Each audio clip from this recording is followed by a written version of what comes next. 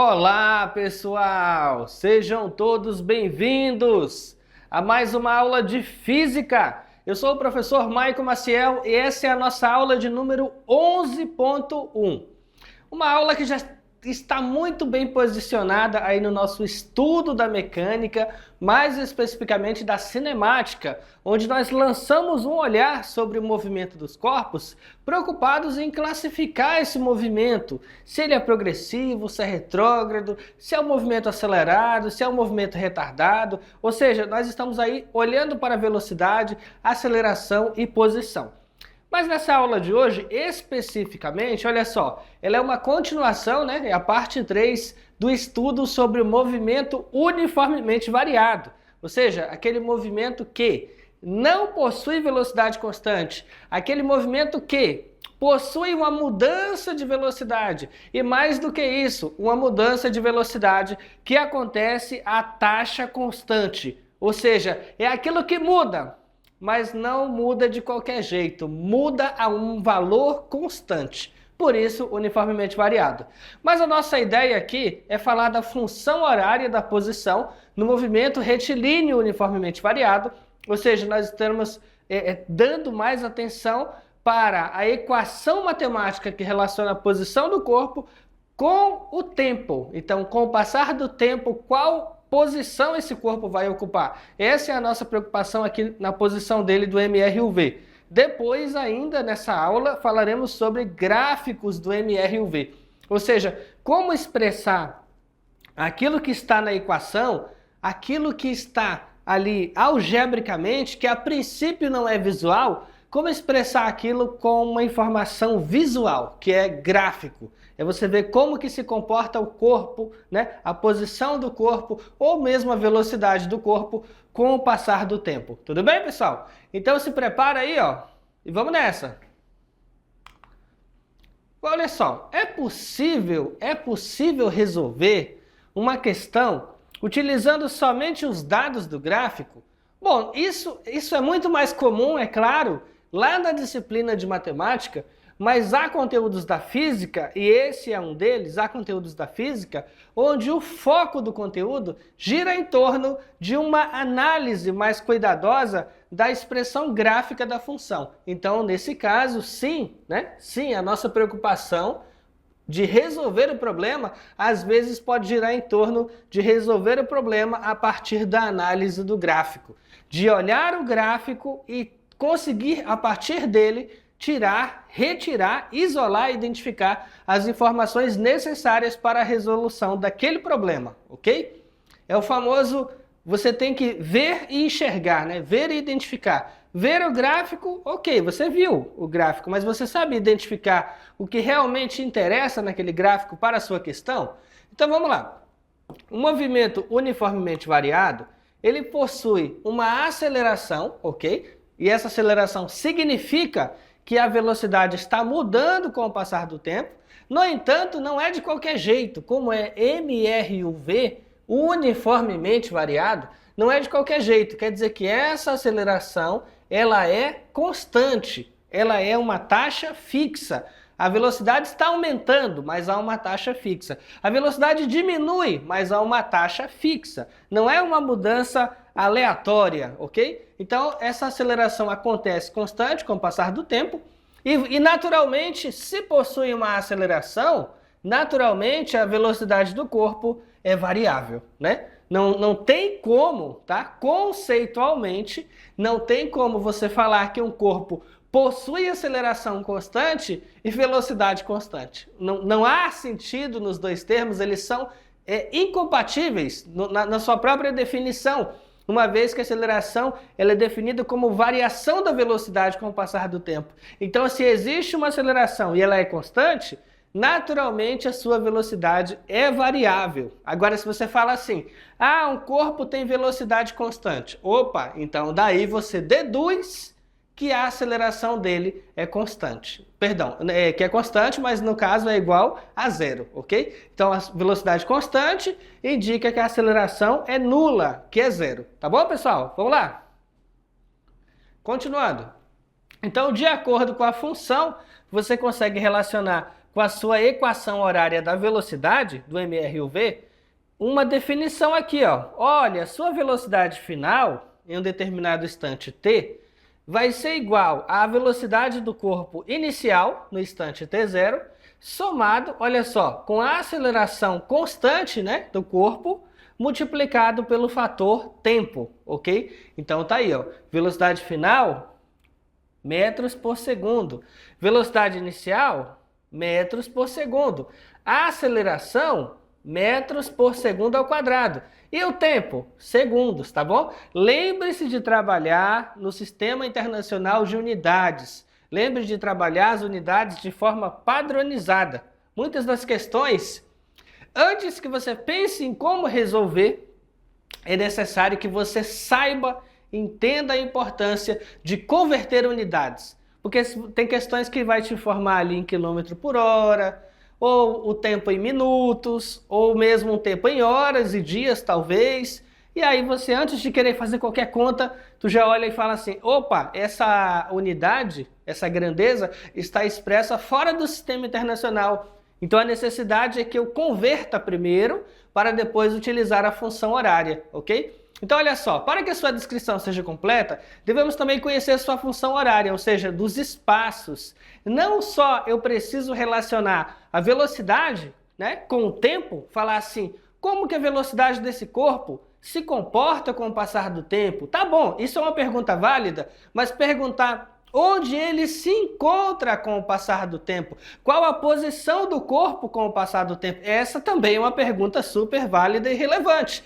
Já que no movimento uniforme eu também relacionava velocidade e posição, aqui eu também consigo relacionar velocidade e tempo, e posição e tempo. Então, é possível provar que a função horária do movimento uniformemente variado, ela é perfeitamente expressa por uma função do segundo grau. Enquanto que o movimento uniforme era representado por uma reta, uma função do primeiro grau, olha só, quando você tem aceleração e tenta relacionar posição do corpo com o tempo, você vai ter uma função do segundo grau. Essa equação aqui, se você lembra lá das suas aulas de matemática, ela se assemelha muito com aquela função do segundo grau, lembra? F de x, ó, vou lembrar aqui para você, f de x é igual a c mais bx mais ax quadrado. Tá lembrando? Lá da matemática, né? Função do segundo grau. Mas a diferença é que aqui não tem f de x e nossa variável aqui não é o x do outro lado. Aqui nós estamos falando da posição do corpo e da velocidade inicial e do tempo e aceleração. Então ela vai significar o seguinte, a posição final do corpo, quando eu falo final, qual que é o significado disso? A posição do corpo em qualquer instante que eu queira descobrir. Pronto. É porque a gente chama de posição final, porque os livros didáticos usam esse termo, tá? Mas a posição em qualquer instante t que você queira descobrir, ou posição final, é a posição de onde o corpo partiu, é o ponto de partida dele, a posição inicial, somado com a multiplicação, o produto da velocidade inicial do corpo, multiplicado pelo tempo, mais a aceleração constante do corpo, que é uma aceleração escalar, multiplicada pelo tempo ao quadrado e dividido por 2, tá? Esse é o significado dessa equação, o significado de cada variável dessa equação. E o poder que ela possui é o poder de informar para você a exata localização do seu corpo com o passar do tempo. Ou seja, é como se ele estivesse monitorado. Então, se você souber o tempo, onde que ele está? Ele te dá exatamente a posição do corpo, ok?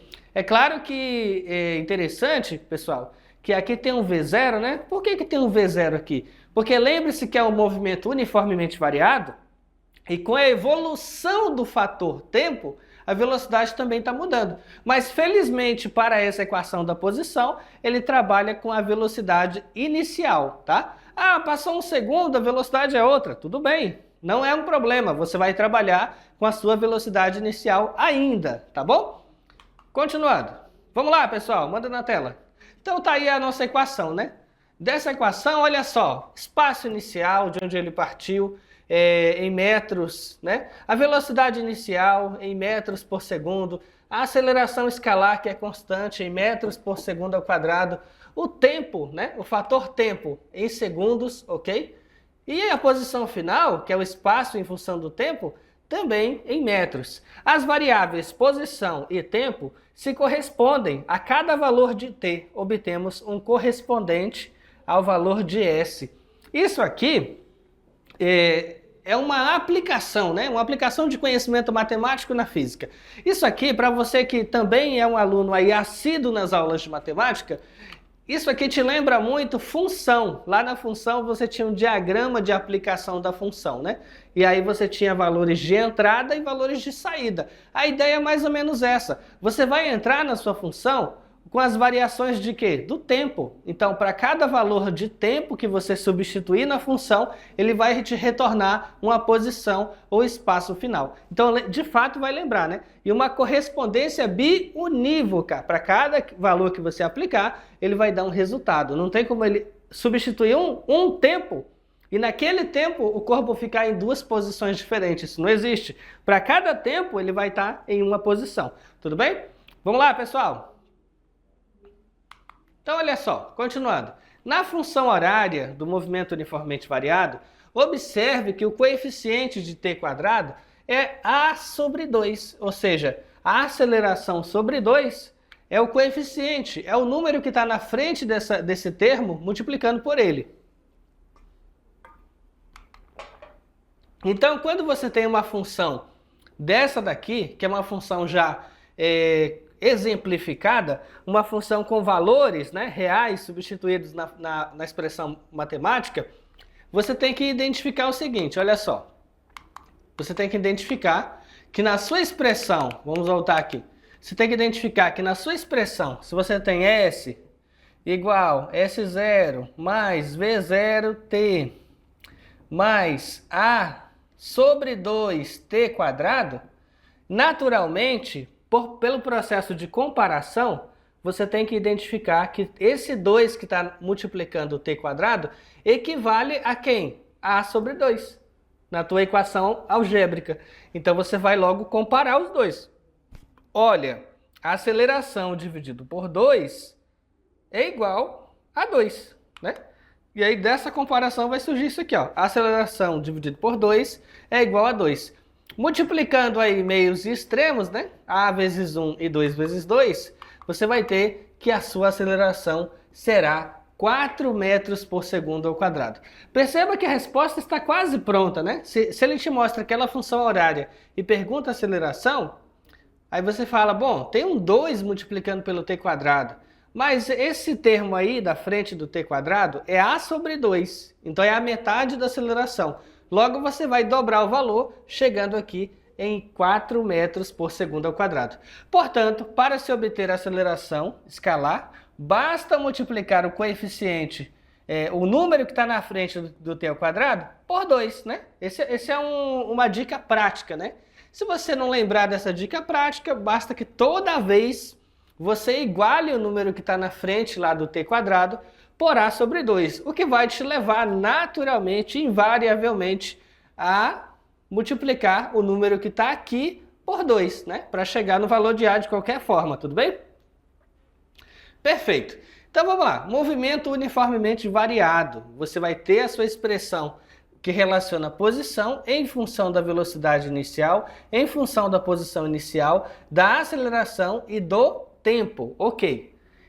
Você também tem uma equação que relaciona a velocidade final, a velocidade inicial, a aceleração e o tempo. Ou seja, uma é função horária da posição e a outra é uma função horária da velocidade. Numa situação onde existe uma aceleração que é constante e não é nula, ou seja, uma aceleração diferente de zero. Essas funções definem o movimento uniformemente variado em qualquer tipo de trajetória. O conhecimento apenas das funções anteriores não permite nenhuma conclusão sobre a forma da trajetória, né? Sobre a forma da trajetória, porque você vai precisar de dados dos sinais, né? Do sinal da aceleração, da velocidade, para ter essa forma da trajetória. Então vamos lá. Vamos a um exemplo 1. Das funções horárias do espaço, do espaço, após identificar a posição inicial, a velocidade inicial e a aceleração, podemos chegar a uma função horária da velocidade escalar, como segue, né? Então nós temos aqui, por exemplo, aqui ó, a função posição, igual 7 mais 8t menos a sobre 2, né? Aí, professor, naturalmente o 7 é a minha posição inicial, o V0 é 8 metros por segundo, e aqui, como a equação é mais a sobre 2t quadrado, eu já entendi que menos 6 sobre 2 equivale a sobre 2. Então, daí você já consegue deduzir o valor de a, ok? Continuando. Então, olha só, essa é a equação da posição em função do tempo no MUV, né? Uniformemente variado. E essa é a equação da velocidade também no MUV, onde tu tem velocidade variável e aceleração constante. Dessa expressão aqui, nós temos, por comparação, que a posição inicial é 7 metros. Temos também, por comparação, que a velocidade inicial é 8 metros por segundo, né? Por simples comparação, você não precisou calcular isso.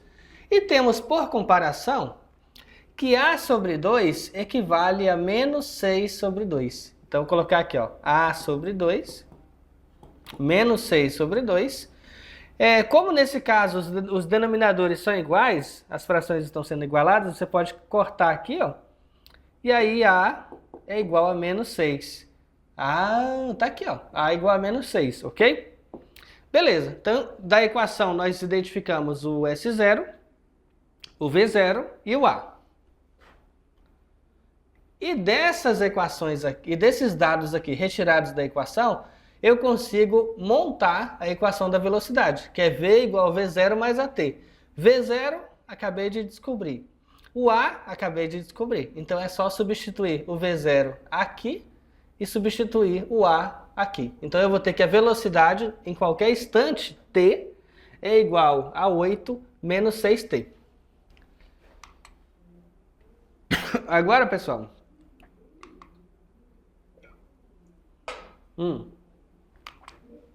nesse exemplo aqui, se eu tenho aqui, ó, S igual a menos 4t mais t quadrado.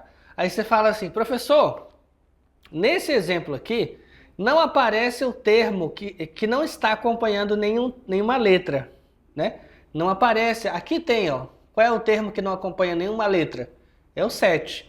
Mas nessa equação aqui, tem algum termo que está desacompanhado da letra? Nenhum, né? Então, nesse caso, como não tem nenhum número acompanhando a letra, já deduzimos que esse número é o 0, tá? Que não está aparecendo. Então, a posição inicial do corpo é 0. Ele está partindo da origem. Por comparação, identificamos aqui, ó, que a velocidade inicial é menos 4 metros por segundo. E a aceleração? Aí você fala assim, como é que eu vou saber, professor, a aceleração? Ó, tá assim, ó, 1t quadrado, né?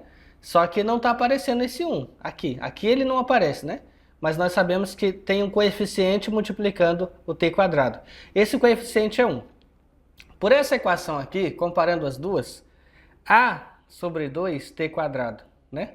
Então eu já sei que 1 equivale a sobre 2. Então 1 é igual a sobre 2. Quanto vale a? Aí você multiplica cruzado, vai ter o quê? A igual a 2, né? 2 o quê? 2 metros por segundo ao quadrado, ok? Então dessa expressão aqui, deduzimos a posição inicial, a velocidade inicial e a aceleração. E desses dados que nós acabamos de coletar, eles podem ser utilizados para montar a função da velocidade. Tá aqui, ó, velocidade final, v, velocidade em qualquer instante, né, v. Velocidade inicial, quem é a velocidade inicial? Menos 4, tá aqui. Mais aceleração, quanto é a aceleração? 2, então mais 2. Então essa é a função horária da velocidade. V igual a menos 4 mais 2t. Então, desses dois exemplos que nós acabamos de trabalhar, o que pode ser tirado, né, como padrão?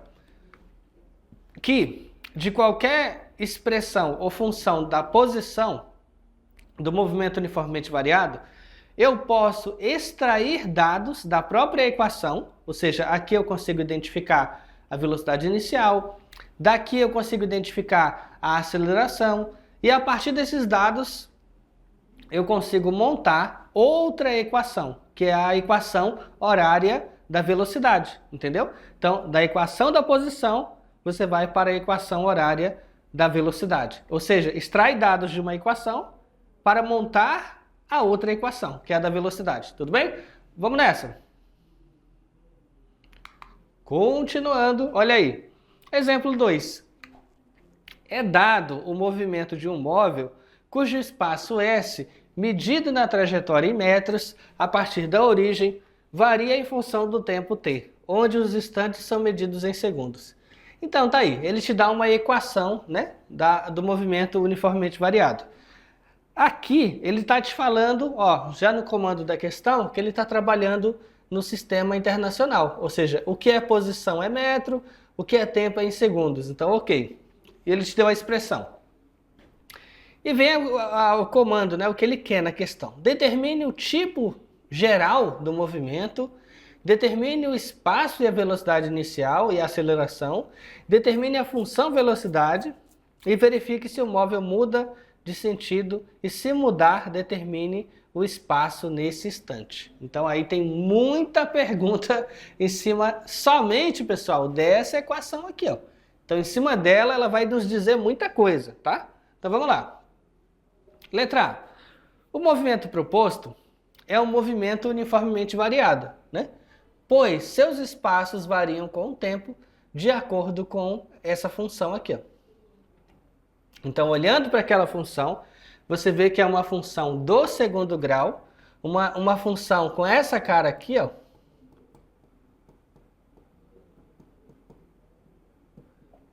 Ok? Ela tem essa cara aqui, então ela é uma função do segundo grau. E aí você olha para ela e fala, opa, essa é uma função do segundo grau, então é um movimento uniformemente variado, ok? Tem uma velocidade variável com o tempo e tem aceleração constante. Perfeito. Para a letra B, vamos responder a letra B. Comparando a expressão que foi dada na questão com a expressão genérica da posição da equação horária do MUV, comparando as duas, você percebe que a posição inicial é 8 metros, ok? Você percebe que a velocidade inicial é menos 3 metros por segundo, ok? E você percebe que a sua aceleração é de quanto? Compara, aqui é A sobre 2 e aqui é 1 sobre 2. Então, quanto vale A? 1, né? Então, ó, A sobre 2, 1 sobre 2, corta aqui, ó. Sobrou quem? A igual a 1, tá? Então, A, 1 metro por segundo quadrado. Pronto, identificamos a posição inicial, a velocidade inicial e a aceleração, ok?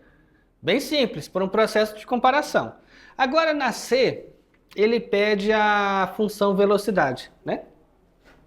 Para montar a função velocidade, você vai pegar os dados que foram coletados na letra B. Olha só, na letra B, nós enxergamos, né, que a velocidade é menos 3 metros por segundo, inicial, tá? E também enxergamos que a aceleração valia 1 metro por segundo ao quadrado.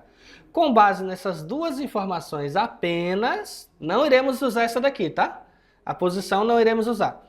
Com base nessas duas informações apenas, você consegue montar a equação horária da velocidade, que vai ser essa daí, ó. Velocidade no instante t qualquer, velocidade inicial, mais a t, ok?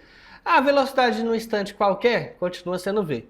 Velocidade inicial, pegamos essa informação na letra B, então tá aqui, menos 3. Mas, quanto vale o a? Porque a vezes t, né? Quanto vale o a? O a vale 1. Então vai ficar 1 vezes t. Por isso, olha só, v igual a menos 3 mais 1 vezes t. Você não é obrigado a escrever, reproduzir esse 1 aqui na frente, tá? Então o próximo passo dele seria o quê? Menos 3 mais t, ok? Que é a nossa resposta que está aqui, tá? Nossa função horária da velocidade. Perfeito. Aí, a mudança de sentido, né, vem a pergunta, ele muda de sentido em algum momento? E para descobrir se ele muda de sentido, vai ser aquele instante em que a velocidade for nula.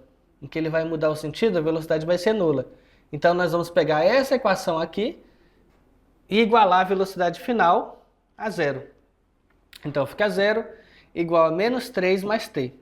Com o intuito de encontrar t, né? Aí nesse caso, ó, colocar aqui 0 igual menos 3 mais t. Você pode passar esse menos 3 para o outro lado e aí conclui que t é igual a 3 ou 3 igual a t, tá? Que é equivalente. Então, tempo, 3 segundos. O que que isso significa? O que isso significa? Que no instante 3 segundos, esse corpo apresenta velocidade igual a zero. Significa que nesse instante que o corpo que possuía uma velocidade, ele para e muda o sentido do movimento, ok? Então esse é o instante que ele muda o sentido do movimento. Perfeito. E ele também pergunta em que posição que acontece essa mudança do movimento. Para saber em que posição isso acontece, nós vamos substituir esse 3 que foi encontrado na função posição, tá? Na função posição. E aí você vai ter S igual a 8 menos 3t mais t ao quadrado sobre 2. E aí substitui agora onde tem t e onde tem t pelo valor encontrado aqui, ó. Então vai ficar 8 menos 3 vezes 3, que foi substituído, mais 3 que foi substituído ao quadrado sobre 2. Lembra das propriedades de multiplicação, potenciação, né? Então prioridade, multiplica, 3 vezes 3, 9. Prioridade, potenciação, 3 ao quadrado, 9 também, ok? E agora, divide, ó, 9 dividido para 2, 4,5. E esses dois primeiros você poderia subtrair, né? Mas aqui foi repetido. Então, 8 menos 9, mais 4,5. Obtendo, assim, uma resposta, né? Qual é a resposta? A posição em que o corpo muda o sentido do movimento é 3,5, tá? Essa posição. O corpo, vamos limpar aqui, pessoal. Olha só. Ele começou na posição 8, ok? Ele começou na posição 8. Aqui, S, né? Metros. Ele começou na posição 8. Na posição 3,5, vou colocar bem aqui. Na posição 3,5, ele parou. Ok? Então ele estava aqui na posição 8. A velocidade inicial dele é negativa, indicando que ele está vindo para a esquerda, certo? Então ele avança para a esquerda, avança, avança, avança. Quando ele chega aqui no 3,5, ele para, certo? Ele para. Então significa que nesse momento ele parou, virou para o outro lado e começa a retomar o movimento agora indo para a direita. Ou seja, no instante 3 segundos, ele mudou o sentido do movimento. Tudo bem? Ok. Continuando. Então, olha só. As funções, né, horárias da posição indicam que você tem a sua posição do corpo como função do tempo, né? Então, você entra com a variável tempo e tem como resposta a informação da posição. No movimento uniformemente variado, a função, né, S, a coordenada posição em função do tempo, é uma função do segundo grau, né, em t. Então essa função do segundo grau, ela se assemelha muito àquela expressão estudada na matemática, na função que lembrava ali uma parábola. Vamos lá então. Então graficamente, como fica a expressão dessas funções, né? Considerando que o sentido da parábola pode ser mudado segundo o sinal da sua aceleração. Então vamos lá. Graficamente essa função é uma parábola. Cadê a nossa canetinha? Aqui. É uma parábola de concavidade voltada para cima, quando a aceleração é positiva, tá? Então, quando a sua aceleração é maior do que zero, a sua concavidade da parábola está voltada para cima, tá? Ah, professor, quando a aceleração escalar é positiva? e uma parábola de concavidade voltada para baixo quando a aceleração é negativa. Então aqui, ó, aceleração menor do que zero, então a sua concavidade voltada para baixo. Ou seja, você vai ter esse tipo de função aqui, né? Quando você relaciona a posição do corpo em função do tempo e a tua aceleração é positiva, e você vai ter esse tipo de função aqui, ó, quando você tentar expressar graficamente a posição do seu corpo em função do tempo e se você tiver uma aceleração negativa, né? Ou menor do que zero, ok? Então olha só, aqui eu tenho um gráfico da posição do corpo em função do tempo e agora me aparece uma parábola, né? Antes de qualquer informação aqui, o que você vai deduzir? Você fala, professor, a concavidade dela, né, está voltada para cima, então, portanto, esse é um corpo que tem aceleração positiva, ou maior do que zero. Mas aí, analisando esse ponto aqui, o vértice da parábola, o que fisicamente ele significa? O vértice da parábola é a posição em que o corpo muda o sentido do movimento, tá? Então, por isso que aí nós vamos analisar agora, por etapa, o que acontece com o movimento. Então, olha só. Nessa primeira parte, de 0 até um instantezinho t, linha qualquer, então nesse intervalo de tempo aqui, entre esses dois, a tua posição, perceba que ela está decrescente. Ou seja, professor, se eu for olhar aqui, ele está caminhando para valores cada vez menores de posição. Então, por isso, ó, decrescente, correto? Ok. Então, significa o quê? Se a trajetória ela está orientada de 0 para cima, ela está aumentando de baixo para cima, e esse corpo está voltando, ele está voltando, significa que ele está vindo em posições cada vez mais próximas do zero, opa, então indica que nessa parte aqui, do instante 0 até o instante t', ele possui velocidade negativa. Tá? Porque ele está voltando na trajetória. De onde até onde? Do 0 até aqui, ó, até essa posição. Tá? E a aceleração? Como a concavidade da parábola está voltada para cima, indica que a aceleração é positiva. Então, significa que nesse trecho é um movimento retardado. Significa que nesse trecho o corpo vem, né? Ele se movimenta, porém reduzindo a velocidade até que ela para. Aí, ok, na segunda parte do movimento, perceba que D é crescente, ele está indo em posições cada vez mais afastadas de zero, indicando que a velocidade é maior do que zero, e indicando também que a aceleração pela concavidade é maior do que zero. Logo, nessa segunda etapa, é um movimento acelerado, ou seja, nessa segunda etapa, o corpo apresenta um aumento da velocidade, né, com o passar do tempo, tudo bem? E no vértice, a velocidade é igual a zero, ele muda o sentido do movimento. Agora, nesse outro caso, professor, o que acontece aí? A concavidade voltada para baixo, a aceleração é negativa. Nessa primeira etapa, as posições de D são crescentes, indicando que a velocidade é maior do que zero, mas como a concavidade está voltada para baixo, a aceleração é negativa, indicando que é um movimento retardado. Indicando que nessa etapa, o corpo diminui a velocidade com o passar do tempo, até que aqui no ponto do vértice ela zera, ok? Então é um movimento retardado na primeira etapa. Na segunda etapa, o corpo ocupa posições cada vez menores, então, portanto, decrescente, indicando que a velocidade é negativa. Velocidade negativa e aceleração negativa, opa, então eu tenho um movimento acelerado, tá? Indicando que em módulo a velocidade dele está aumentando com o passar do tempo. No ponto do vértice, a velocidade é nula e ele está mudando o sentido do movimento, ok? Então vamos lá, continuando. No movimento uniformemente variado, V também é em função do tempo, só que V é uma função do primeiro grau, tá? Enquanto que a posição é uma função do segundo grau, V é uma função do primeiro grau, ok? Vamos lá então, representando graficamente a velocidade em função do tempo. Nesse caso, você vai ter essa reta com inclinação, tá? Então olha só, eu vou ter aqui uma reta com inclinação. Essa reta com inclinação pode me dizer aqui duas coisas em cada etapa também. O que acontece? No instante, né, em que a reta... Cadê a nossa canetinha? No instante que a reta ela faz a intersecção com o eixo horizontal, indica que nesse instante que ela faz a intersecção, a velocidade é zero. Ok.